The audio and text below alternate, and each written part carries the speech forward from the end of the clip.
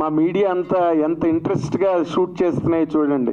నన్ను కూడా పక్కకి వెళ్ళిపోమని చెప్పి వాళ్ళు, అంటే that is the love they have for you అండి. ఈ మీడియాకి మీ మీద ఉన్న ప్రేమ అభిమానాల గురించి చెప్తున్నాను నేను ఇక్కడ. 100%.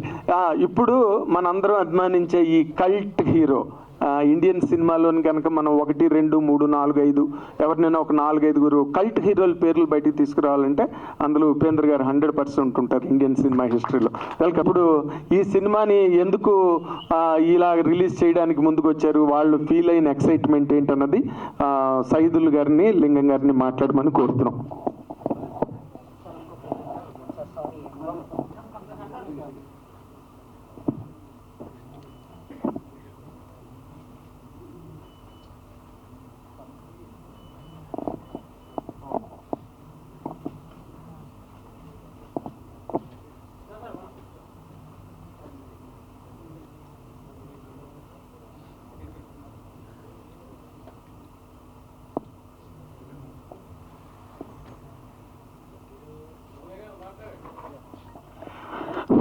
మరియు ఉపేంద్ర గారి అభిమానులందరికీ నా యొక్క నమస్కారాలు.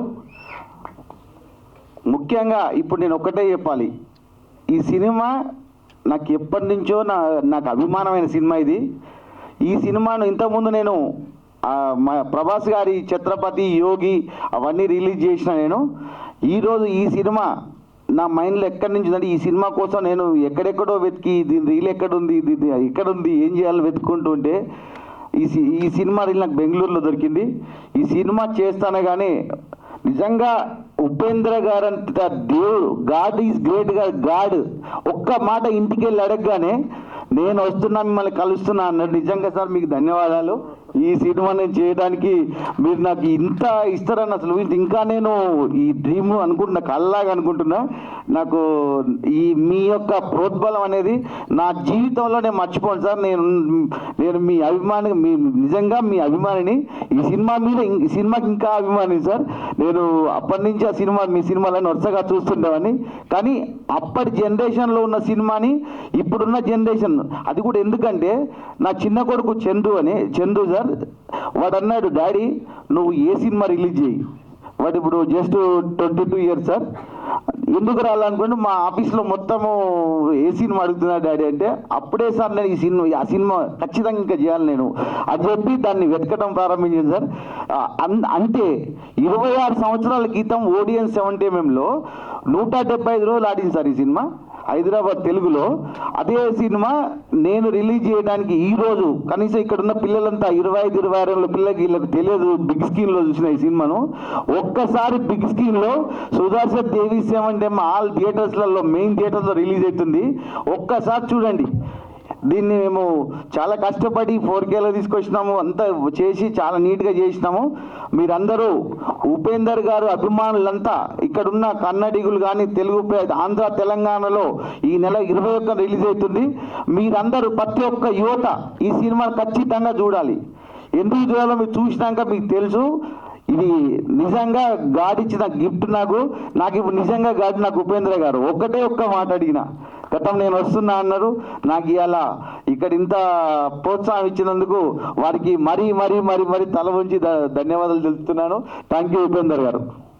ఇప్పుడు సైదుల్ ఉమర్, ఫస్ట్ టైం ఇది. నేను యూనివర్సిటీ స్టూడెంట్ను. అన్న లింగన్న ఉండి ఈ సినిమా బాగుంటుంది తమ్మి, ఇద్దరం కలిసి చేద్దామంటే ఇద్దరం కలిసి బెంగళూరుకు పోయినాము. బెంగళూరు పోతే ఆ రోజు సార్ కలగలేదు. అయితే మళ్ళీ మేము సాయంత్రం పోయేసరికల్లా అక్కడ ఉన్నటువంటి వాచ్మెన్ మళ్ళీ ఫోన్ చేసి మాకు ప్రత్యేకంగా మాట్లాడిపించి సార్ మేము పోగానే మళ్ళీ మార్నింగ్ ఇంటికి పోయేసరికల్లా మాకు స్పెషల్గా రిసీవ్ చేసుకొని 1 గంట సేపు మాతో మాట్లాడి ఒక బయట ఇచ్చి మాకు ప్రోత్సహించి, మీకు సినిమా బాగా ఆడుతుంది, మీరు వెళ్ళండి, మీకు ఖచ్చితంగా మీకోసం ఇక్కడికి వస్తాను అని చెప్పేసి ఆ మాట మీదగానే ఈరోజు మీరు వచ్చినందుకు ప్రత్యేక ధన్యవాదాలు సార్. మీరు నిజంగా కూడా God. Thank you very much. ఈ సినిమా అంటే చూసిన వాళ్ళకైతే అన్నీ తెలుస్తాయి, కానీ ఎవరైనా చూడకపోతే కనుక ఇది ఈ మధ్య రోజుల్లో బాగా ట్రెండింగ్లోకి వచ్చిన టాపిక్ క్యాస్టింగ్ కౌచ్ అని మన తెలుగు సినిమా ఇండస్ట్రీలో. మీ టూ అనే కాన్సెప్ట్, దాని మీద పెద్ద పెద్ద ఉద్యమాలు కూడా సినిమా ఇండస్ట్రీలో జరిగాయి, దక్షిణాదిలో కానీ అండ్ నార్త్లో కూడా. ఈ కంటెంట్ని, ఆ ఆస్పెక్ట్ని ఆయన 98లోనే సినిమాలో హ్యాండిల్ చేసిన ఒక గొప్ప ఫస్ట్ పిక్చర్తోని మంచి సక్సెస్లోకి వెళ్ళగలిగారు. ఇందాక మనం చూసిన డైలాగ్ అతనికి కూడా వర్తిస్తుంది.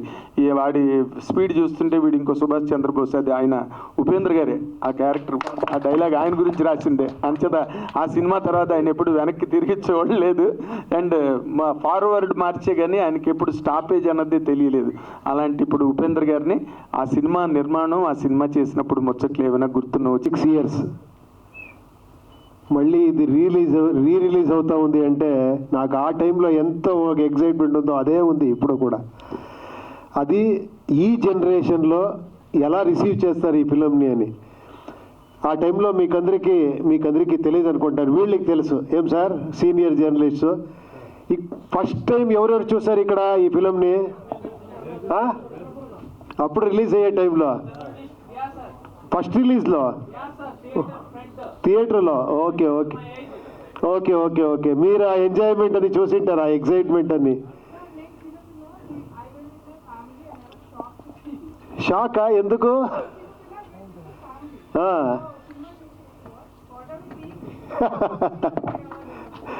ఇప్పుడు మీరందరూ షాక్ అవుతారు చూస్తే. డెఫినెట్గా ఈ ఫిలంకి మీరిచ్చిన ఆ లవ్, ఆ సక్సెస్, ఆ ఒక అభిమానం నేను ఎప్పుడూ మర్చిపోను. హ్యాట్స్ ఆఫ్, మీకు హ్యాట్స్ ఆఫ్. ఈ ఫిలం ఇంత కల్ట్ ఫిలం అది ఇది అని చెప్తున్నారు కదా, అదన్నీ కారణం మీరు. ప్రెస్ వాళ్ళు, ఆడియన్స్, వాళ్ళ విశాల హృదయం, మీకు ఇది ఉంది. ఇంత చిన్న టాలెంట్ ఉంటే కూడా ఇలా చూస్తారు మీరు, ఇలా రిసీవ్ చేస్తారు, అది మీ గొప్పతనం. Thank you very much sir. I wish you all the best. ఈ ఫిలం బాగా ఆడాలి.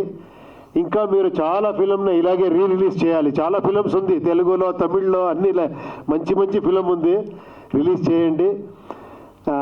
ఇప్పుడు ఇంకొక ఫిలం నేను చేస్తూ ఉంటాను, UI అని, అది నామాలాగా ఉంటుంది. అది ఇంకా 1.5 monthలో రిలీజ్ అవుతుంది. అది కాపీ రెడీలో నేను చెన్నైలో వర్క్ చేస్తూ ఉంటాను. అది తీసుకొని వస్తాను. మళ్ళీ ఇంకొక ప్రెస్ మీట్లో ఇలాగే కలుస్తాము. Thank you very much.